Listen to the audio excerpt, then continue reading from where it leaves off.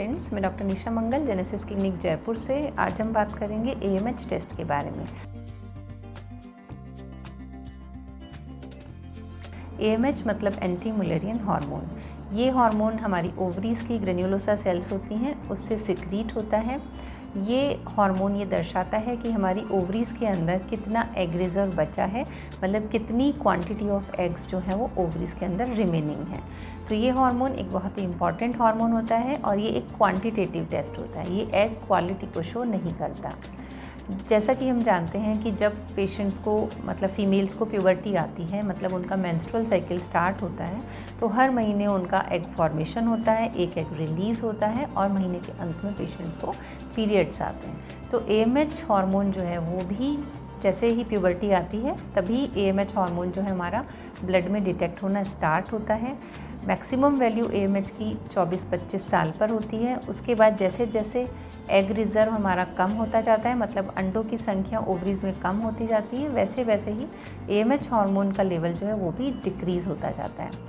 तो 30, 35, 40 धीरे धीरे करके AMH की वैल्यू जो है वो एज के साथ डिक्रीज़ होती है और जब आपका मेनोपॉज आता है उस टाइम पे AMH वैल्यू भी ऑलमोस्ट 0 पहुंच जाती है। तो आज के इस वीडियो में हम बात करेंगे कि AMH टेस्ट हम पेशेंट्स को कब एडवाइस करते हैं, मतलब ये क्यों किया जाता है और इसकी नॉर्मल वैल्यूज़ क्या होती हैं।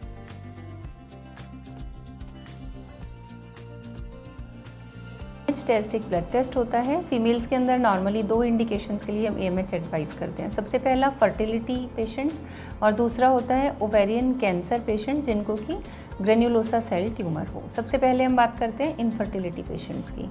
इनफर्टिलिटी पेशेंट्स में जो AMH है वो ये शो करता है कि आपकी ओवरी के अंदर कितना एग रिजर्व बचा है, मतलब कितना क्वांटिटी ऑफ एग्स रिमेनिंग है। तो AMH की वैल्यू हमें बहुत सारे पेशेंट्स के अंदर फर्टिलिटी ट्रीटमेंट के डिसीज़न लेने में हेल्प करती है। जैसे कि अगर आपका AMH वैल्यू अच्छा है तो दैट मीन्स आप नेचुरली भी ट्राई कर सकते हैं विद एडेड मेडिसिन। अगर आपका AMH वैल्यू कम है तो ये शो करता है कि आपके पास एग नंबर जो है वो कम बचा है, तो हम तब पेशेंट्स को एडवाइस करते हैं कि आपको जल्दी प्रेगनेंसी प्लान करना है।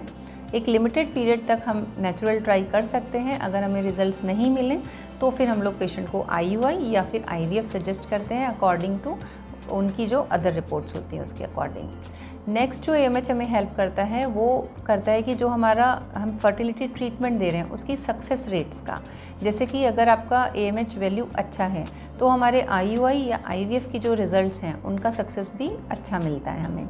साथ ही जो मेडिसिन हम ओव्यूलेशन इंडक्शन की या हार्मोन्स की यूज़ करते हैं, अगर आपका AMH वैल्यू अच्छा है तो वो मेडिसिन का जो रिस्पॉन्स है वो भी अच्छा आएगा।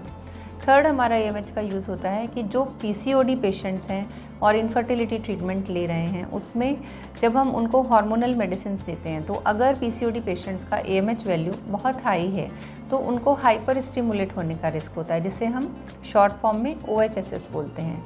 तो अगर आप IVF में जा रहे हैं और आपका AMH वैल्यू बहुत हाई है और आप PCOD हैं तो आपको मेडिसिन जो है आपके डॉक्टर बहुत संभल के देते हैं, क्योंकि उन पेशेंट्स के अंदर OHSS होने का रिस्क ज़्यादा रहता है। तो इस तरीके से AMH जो है फर्टिलिटी ट्रीटमेंट में बहुत जगह हमारी हेल्प करता है। बट अकेला AMH कभी भी हम एग रिजर्व के लिए नहीं लेते हैं। AMH के साथ में हम अल्ट्रासाउंड के अंदर हमेशा एंट्रल फॉलिकल काउंट देखते हैं। साथ ही हम जो बेसिक ओवेरियन हार्मोन होते हैं जैसे कि LH, FSH और E2, इनको भी साथ में लेके चलते हैं और इन तीनों की क्यूमुलेटिव रीडिंग से हम पेशेंट का ओवेरियन रिजर्व निकालते हैं। नेक्स्ट हमारा इंडिकेशन होता है ओवेरियन कैंसर्स में। तो ओवेरियन कैंसर्स में जो ग्रेन्युलोसा सेल ट्यूमर होता है जिसे हम शॉर्ट में GCT बोलते हैं, उन पेशेंट में प्री ऑपरेटिवली भी हम AMH कराते हैं और ऑपरेशन होने के बाद या थेरेपीज़ होने के बाद भी रेगुलर मॉनिटरिंग के लिए भी हम सीरम AMH टेस्ट को यूज़ करते हैं। तो नेक्स्ट हम बात करेंगे कि AMH की नॉर्मल वैल्यूज़ क्या होती हैं और किस तरीके से इसकी रीडिंग्स हम करते हैं। AMH टेस्ट को हम मेंस्ट्रुअल साइकिल के किसी भी दिन करवा सकते हैं और डे में भी हम किसी भी टाइम पे मॉर्निंग या इवनिंग हम AMH टेस्ट को करवा सकते हैं। अगर हम ब्रॉडली बात करें तो अगर AMH का वैल्यू हमें 1 to 3 नैनोग्राम पर ml के बीच में मिलता है दैट मीन्स इट्स नॉर्मल।